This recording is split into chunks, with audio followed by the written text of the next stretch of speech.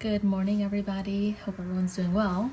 We are going live today with Esti, and we're going to be just chatting about the pieces of advice that she's gotten over the years that have been good advice, maybe some not good advice. We're just going to wait for Esti to join, and we'll take it from there. Technically, I could invite her without her joining even. Let's see. I know how to do this. Every time I do it, I get a little bit better at it. 1 second. Esti, invite. I didn't see you joining. Thank you everyone for joining. It's a Wednesday, right? Happy Wednesday. Did I say that already? Hey, Esti, I just need to see your face. I think I see your door. So amazing. Okay. Good morning. It's morning still. Yeah. Okay. Yeah. Anyways, so good to see you. Is the sound okay? Yes. I'm hearing a little bit of an echo, but maybe it's just me. I don't hear the echo, but if that annoys you, we could start it again. Do you still hear it? No, I think it's gone. Amazing. Yeah. Okay. Awesome. So let's get right to it. So I guess we could start. Really, I call this like the best advice with our professionals. But of course, my first question is the worst advice you ever got. So I just feel like that's a little bit counterintuitive. But I guess like knowing what your worst advice is one way of saying like, that's not good advice. That's a good piece of advice to know that. So we could start with that. Your worst piece of advice that you ever received. Well, it's interesting because my worst advice is really my best advice. And it really depends on the context of it. But I think that the worst advice is to trust your gut. Ooh. And the best advice is to trust your gut. Okay. See, this is why I love these conversations because they're so interesting. Like I just find them so interesting. A lot of times it's like twisting, like taking a spin on like a new spin on something that everybody just like says is like cliche. And then like you hear from a professional in like a different way, and it's like, oh my God, that makes so much sense, and it brings more clarity to the cliche, Yeah. And I'm sure many people can relate to getting that kind of advice. Just trust your gut. I think that the issue is that usually someone is told to trust their gut when they're stuck. And if someone's feeling stuck, it's not an issue of lack of trust or trusting something. It's an issue of conflicting needs, that there's two needs that are competing for each other, usually. And one need is the choice that will help you survive. And the other need is the choice that something inside of you wants you to make in order to help you live. And if those choices are in conflict with each other, it usually leads to stuckness. So it's not so simple to just trust your gut. How do you know if your gut is telling you to do the thing that you've always had to do in order to survive, and you don't need to do that anymore? Or how do you know if your gut is telling you something that was one time useful to you but is no longer serving you? Yeah. So I think we can turn that around and make that into the best advice by saying, you're feeling stuck. Do you want to learn how to trust your gut? Do you want to learn how to differentiate between the parts of you that are trying to help you survive and the parts of you that are trying to help you live? Do you want to get more clear on what parts of you are ones that still serve us and what parts are not serving us anymore in our decision making? I love that. So then the trusting of your gut would be what? Would be once you got the clarity in terms of like what's the survival mode and what's the thriving mode, I guess? Yeah, that's a great way of distinguishing it. I think, well, part of this also is that a lot of people who have experienced trauma, especially relational trauma, have not been taught to trust themselves, to listen to themselves. They've had to override their instincts many times in order to just survive, even if that means like to freeze instead of running away, because that's the best mechanism to help them survive. So I like to distinguish it by saying the difference between our gut and our intuition. And the gut usually has like this urgent gut reaction response. And it works, it shows up very quickly, like a punch in the gut, and it feels very urgent, that like you have to listen to it right now. Intuition is much slower. It's more peaceful. it's like steady and clear Mm-hmm. and calm. Mm-hmm. And so it has different characteristics. Mm-hmm. But I think the process of learning to tell the difference between it takes time and takes practice. And not everyone was taught that as children. So part of like the work in therapy can be to learn to tell the difference Well, between your gut and your intuition. well. So then I guess like trust your gut is like can really be like poor advice in the sense that like it's usually the impulsive piece in us. It's usually the trauma like response, even if we're not highly traumatized, but it can be that like, that default, that mode the survival mode. That's kind Yeah. of like your gut. That's so, and I'm like connecting this to like, of course, like as you're talking, I'm like thinking But about like, do want to, I want to say yeah. that sometimes our gut reaction is the one that we end up going with. Mm-hmm. It's not that our gut reaction is wrong. It's Right. just, can we have a gut reaction, pause, Mm-hmm. give it time to digest and like reflect and maybe even consult with someone else Mm-hmm. and then make that decision. Mm-hmm. And so it's really our relationship to the choices that we're making and not the choices themselves that Mm-hmm. is problematic. Wow, I love that. That's like every word that you just said. Say that again. It's really the relationship to, repeat that. It's the relationship to the choices that we make more than the choices themselves. So if Yes. the relationship to the choice is very tight and urgent and constricted, that says something about what might have informed the decision making. Mm-hmm. And if the choice is much more expansive, there's room to breathe, you Mm-hmm. can take You're your fine. time with it, it says something about that choice. And neither of these is, again, good or What's bad? bad. It's just, Like it's it's good like information to yes. have. I love Yeah, that. It's almost like your gut is like, like trust your gut, listen to it. It's not saying something that like should be totally avoided, but like give yourself permission and space for your intuition to catch up, and then see if your intuition aligns with your gut or if it's, mhm, and then kind of like have like that's kind of basically differentiating between the two. Like if you give yourself that absolutely. time versus saying like this is what my gut said and I'm just going with Yeah, this. And yes, then usually exactly. intuition comes later on, and then we just like squash that voice because it's like, no, no, no, I trusted my gut, Right, kind of. And it's like, right, we have to right. defend, we have like that bias of like, I have to defend cognitive dissonance or something like Yeah, where I'm defending my previous choices. Wow. exactly. Okay, I And love it's also, I think it's just one more thing I'll add to that is that no one's, in my experience, no one's born with like clear intuition. it. Mm-hmm. So this is something that you have to learn and it takes time and practice and it also has to be nurtured. So if Mm-hmm. we didn't get that experience of our intuition being nurtured, we're Mm-hmm. not going to just suddenly wake up with like clear intuition. It Mm-hmm. has to be developed over time. Wow, and I want to understand like how we develop that. Like I would imagine going to somebody else. I think that often when we don't want to trust our gut or we're unsure about our gut, we like kind of run to somebody else to ask them, and then that becomes like maybe like fake intuition, but it's really not. It's somebody else's gut slash intuition, but it's not your own. So Right. I wonder, like, if would is I mean, I don't want to go off on a total tangent, Mhm. even though of course I want to. But my question to you is like, is intuition like what would you say that like the number one thing to do? Is it time? Like give yourself time for that intuition? Is it something else? I think time is a big piece of it because our gut, again, is urgent, doesn't give us a lot of time. Mm-hmm. So if we give ourselves a little bit more time, we can get a little bit more clarity.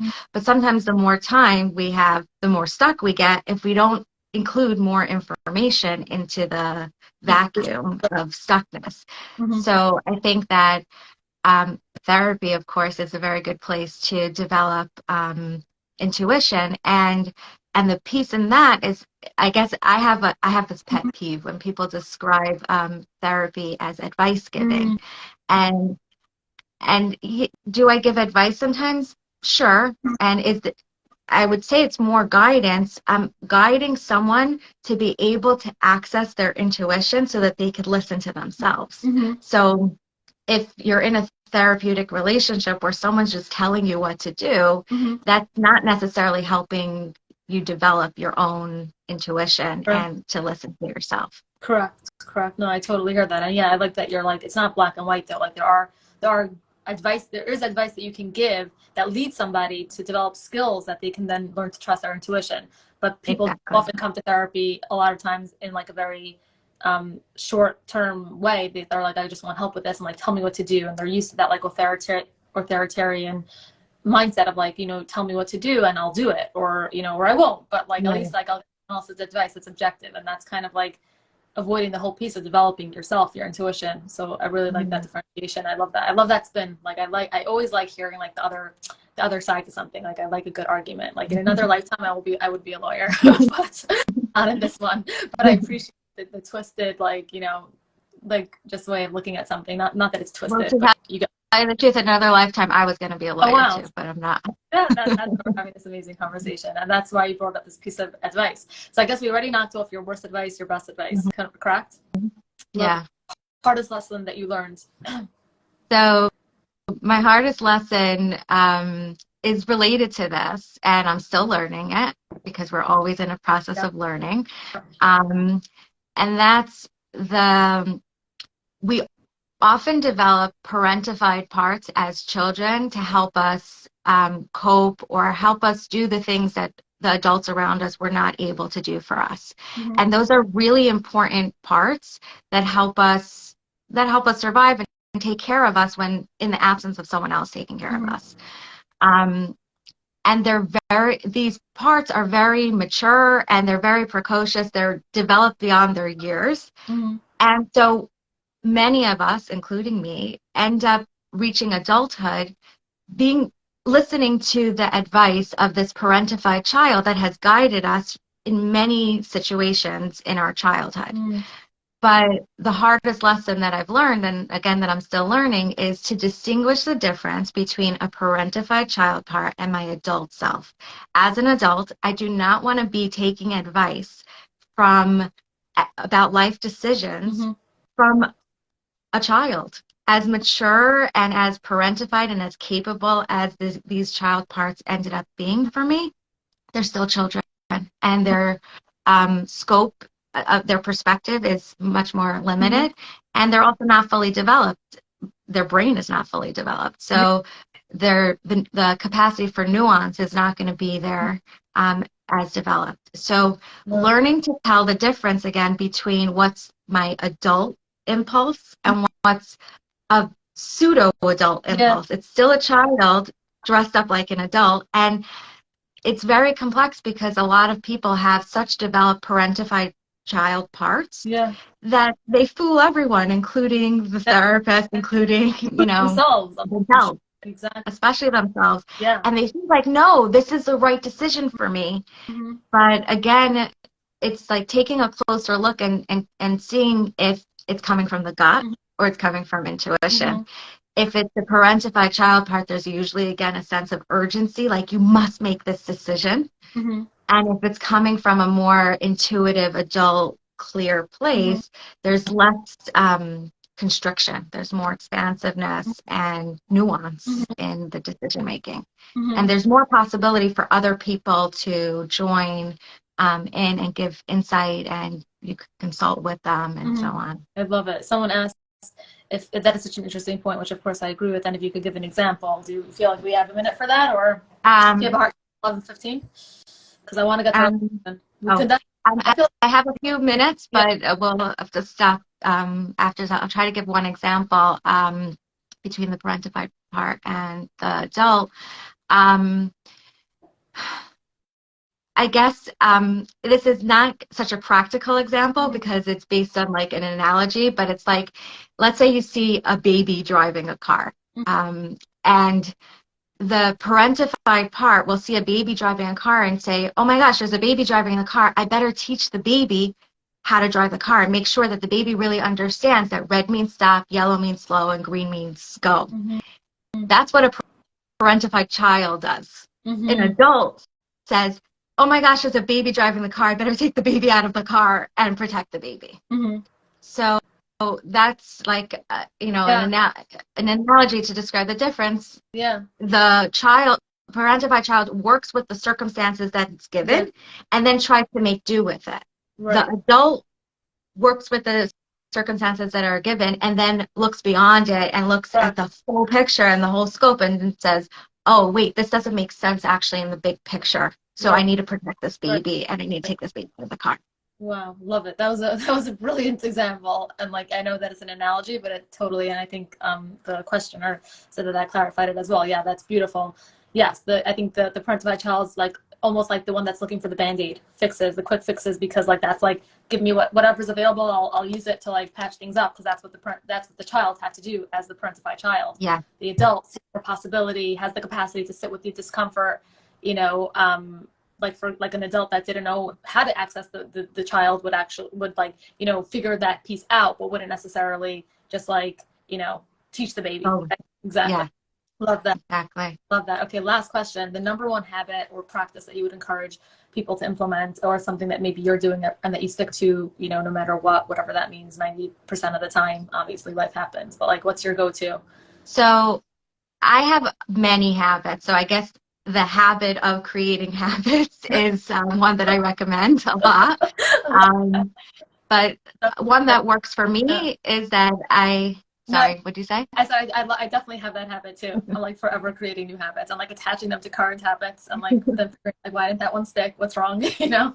Well, and I love the word practice instead of habit. So I have a lot of practices that I put in place. Yeah. Um, and including being a practicing Jew. So like there's a lot of practices. And one of them is I get dressed every single day, no matter what.